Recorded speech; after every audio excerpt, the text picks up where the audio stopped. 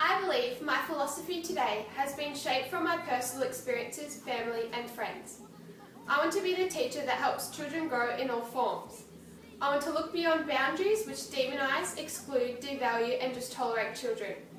I want a classroom where diverse learners and families are included, valued and celebrated, where religion, race, ethnicity, gender identity, socioeconomic status and family does not matter.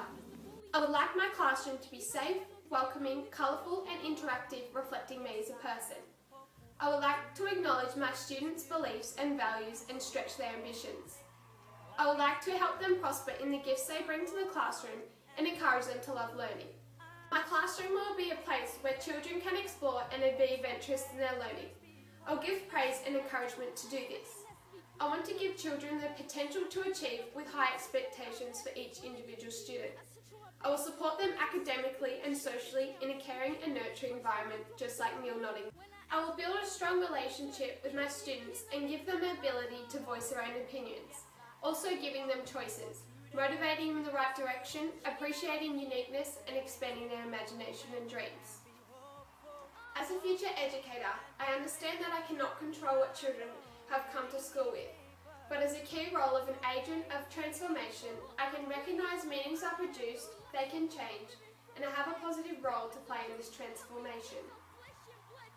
I believe that I have the utmost responsibility to value and include all of my students in the classroom, this being regardless of the cultural capital they have brought with them. I believe that, as a teacher, I can help children develop the types of cultural capital that will help them at school, socially, and to help them understand the world around them.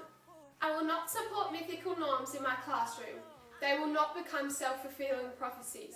I will get to know all my students in my classroom and plan to cater for each individual's needs. Norms are not normal, they are the exact result of our choices.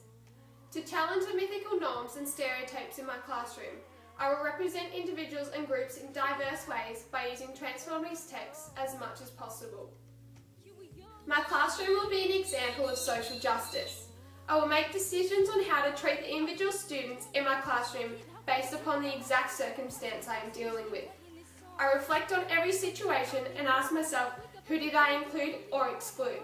Who was valued or devalued, and who wins or loses in each case?